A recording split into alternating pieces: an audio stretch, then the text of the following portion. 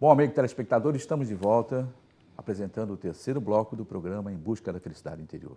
Um programa totalmente dedicado a você que quer engrandecer, que quer se conhecer. E hoje, é importante lembrar que a TV Mundi agora está sendo transmitido via satélite, pela banda KU, satélite Intelsat 9 polarização vertical. Eu até pegar o jeitinho, a gente vai lá, mas logo, logo, o importante é você entrar para que você possa sintonizar diretamente conosco, nessa frequência. Não é somente o olhar, o ver a imagem, não, mas o importante é você estar conectado com essa frequência vibracional sutil, para que você possa elevar os seus pensamentos. Bom, o Wagner, eu não fiz essa apresentação original, inicialmente, mas ele é um professor espiritualista e autor de 11 livros, né? Um dos seus últimos livros, ou último livro, é esse aqui. Então, aquele que quiser adquirir esse livro, né? Wagner, como é que eu faço para adquirir esse livro? A pessoa pode adquirir esse livro lá na nossa escola, no bairro do Ipiranga, porque essa é uma edição que eu fiz especial, particular, ser uma editora, porque o livro é colorido e ficaria muito caro para uma editora editar. Então, nós fizemos uma edição especial que só tem lá no Ipiranga, na Gomes Nogueira 168, tá? As pessoas também podem pegar informação lá pelo nosso site, né, que é bem variado. E esse livro contém 20 figuras coloridas de consciências espirituais que ajudam a humanidade. E eu não procurei dar nome para elas, Sidney, porque eu acho que existem muitos mentores espirituais de várias tradições.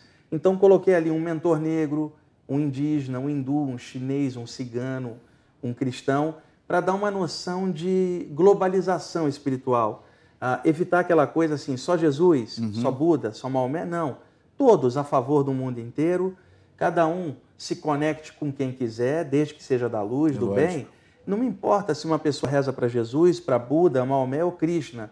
Importa que ela faça algo bom, que ela cresça com aquilo, que quando ela se ligue com aquela causa maior que ela admire, que ela se sinta impelida a alguma coisa boa, que se sinta valorizada. Então, de repente, alguém reza para Jesus e se sente forte. O outro reza para o Maomé e se sente forte. Então, o importante é a pessoa estar bem com ela mesma, evitar competição com doutrinas diferentes, parâmetros diferentes. Se a coisa é do bem e da luz e tem bom senso, vamos lá, vamos em frente. Nós recebemos aqui no intervalo do programa algumas perguntas. Então, uma delas, todas as pessoas podem sair do corpo? Regina Celi, Fortaleza, Ceará. Sim, é uma capacidade natural. Eu vou até fazer uma brincadeira, eu sei que é uma brincadeira séria, mas todo mundo morre, não é? Morte é uma saída do corpo. Sim, lógico. Então todo mundo é capaz de sair do corpo, porque a morte é uma saída. Só que durante o sono, devido à queda do metabolismo, ocorrem saídas do corpo parciais. Também capacidade latente de todas as pessoas. Independe de raça, de cultura, de credo. Eu já vi muitas vezes animais fora do corpo, Sidney. É uma pergunta aqui, inclusive, né, de Suiri, Brasília, Distrito Federal. Então ela fala o seguinte: há pouco tempo perdi meu animal de estimação. Por acaso você já se deparou com animais extrafísicos? Sim, eu tinha um gato em casa que saía do corpo, o Ernesto. É mesmo? Né? E agora tem um cachorrinho, o Rama, que também já vi fora do corpo algumas vezes. Inclusive vi o mentor espiritual dele, me contou um monte de coisa sobre animais. A gente pode até um dia fazer um programa aqui sobre animais. Vamos fazer. E aí eu conto o que eu já vi do lado de lá sobre animais após a morte. Eles sobrevivem, continuam amando os seus donos. Da mesma forma que tem gente boa que cuida de animais aqui, tem gente boa que cuida deles do lado de lá. Os animais têm corpo espiritual, estou falando de mamíferos, né?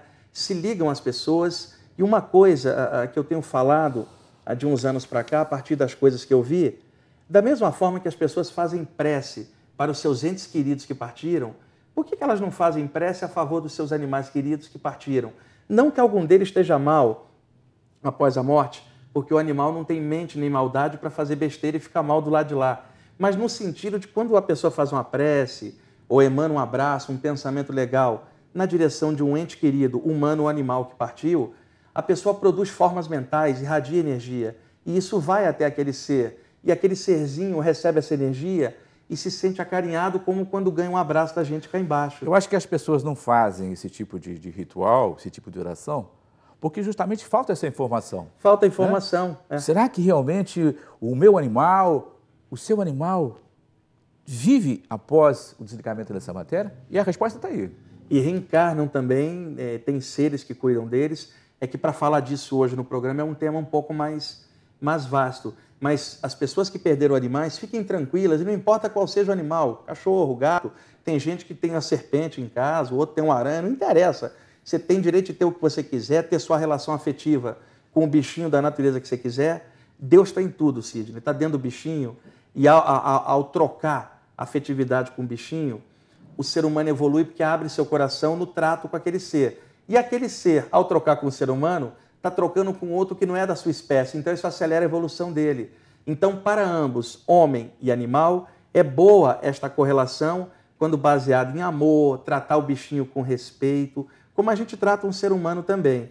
Eu não estou aqui falando de pessoas que tratam mal animais ou que treinam animais para atividades violentas, né? Exceção da polícia, que precisa adestrar os animais para tarefas anticrime. Mas as pessoas que gostam de animal tratam direitinho, não tem um animal como objeto em casa, mas como um parceiro, como um ente querido, né? Elas têm uma correlação que transcende a questão da morte.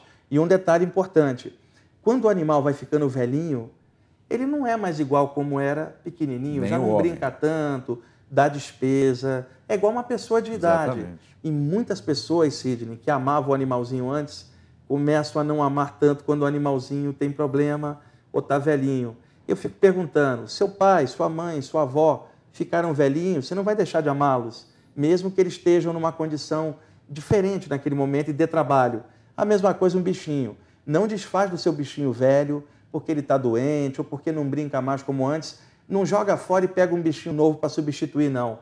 Sabe, cuida como você cuidaria do seu papai doente, da sua avózinha doente, seu parente amado doente, porque o animal faz parte da sua evolução.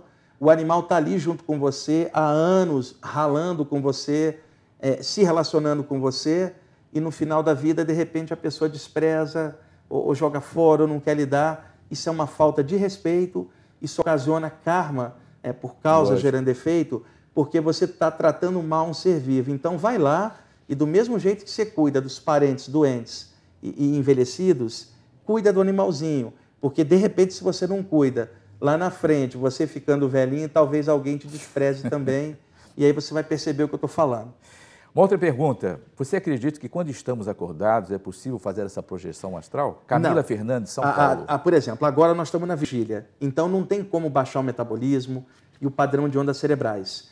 Essas saídas do corpo ocorrem durante o sono ou durante estados alterados da consciência, como transes mediúnicos, transes hipnóticos, pancadas na cabeça, doenças que prostram o corpo, relaxamento autoinduzido, estados de meditação. Um susto, por exemplo, não pode? Pode. Se a pessoa desmaia com susto, Isso. de repente ela pode ter uma saída. O que não dá é a pessoa na vigília, no estado de ondas cerebrais da vigília, conseguir isso, porque tem que haver uma baixa nesse padrão. Por isso, essas experiências ocorrem, em sua grande maioria, durante o sono, porque é um momento que a gente se permite um relaxamento maior, exceção dos estados mediúnicos, meditativos, estados alterados, variados, onde podem ocorrer. Mas o momento que a gente mais está próximo de um relaxamento e se permite se entregar é o sono. Por isso, a maioria esmagadora dos relatos de projeção astral são durante o sono. E, por exemplo, se eu tiver num estado, quiser entrar nesse estado alterado de consciência, normalmente eu vou procurar fazer isso à noite, né? Qualquer pessoa procura fazer isso à noite. Devido à maioria das pessoas E se trabalhar... eu jantar, se tiver comido muito? O metabolismo pesado com a alimentação dificulta o processo, porque é uma hora que o organismo tinha que estar descansando, recuperando musculatura, células, tecidos, e de repente o organismo está ali trabalhando, e a digestão leva muitas horas. Então, comer perto da hora de deitar não é uma boa nem para o sono normal, quanto mais para uma experiência fora do corpo. Agora, toda regra tem exceção. Inclusive, o cara bateu uma feijoada e foi dormir. Morreu, saiu do corpo. Então, toda regra tem exceção. O ideal é estar com a barriga vazia, a mente tranquila, as emoções plácidas e um cuidado especial. As pessoas deitam e arrastam para dentro do sono os últimos pensamentos aos quais elas dormiram pensando neles. 99% desses pensamentos, Sidney, são sobre coisas da vigília, do dia a dia dela, do trabalho, da preocupação com as coisas. Então, ao entrar no sono, quando o corpo espiritual se desprende de forma inconsciente, ele tende a pairar sobre o corpo físico, preso nesse plano, porque as únicas formas mentais em volta dele são sobre coisas do dia a dia. Então seria legal que na hora de deitar, a pessoa lesse alguma coisa sobre o plano espiritual, sobre saídas do corpo e dormisse pensando nisso, para que as formas mentais dela produzidas fossem sobre plano extrafísico. Isso faria com que o corpo espiritual, que também é chamado corpo astral, perispírito, psicossoma, tem muitos nomes, Sim. se desprendesse e fosse para cima, na direção do céu, vamos chamar assim. Bom, vocês puderam observar que o Wagner comentou, isso é um assunto que normalmente, inclusive, eu adoto para a minha vida. Antes do sono, procure não assistir coisas violentas, né? Porque tudo é uma questão de frequência de sintonia. E o Wagner está mostrando, apesar dele não poder provar, embora vocês vão poder ter muitos exemplos enriquecidos nos livros do Wagner, mas ele prova que quando você se desliga mentalmente dessa frequência física e abrange uma frequência mais sutil, o teu pensamento, no último instante, é fundamental para que você possa ter bons sonhos. Bom, nós estamos terminando o terceiro bloco desse programa. Não saia daí, porque já já nós voltaremos com o quarto e último bloco. Até já. Em busca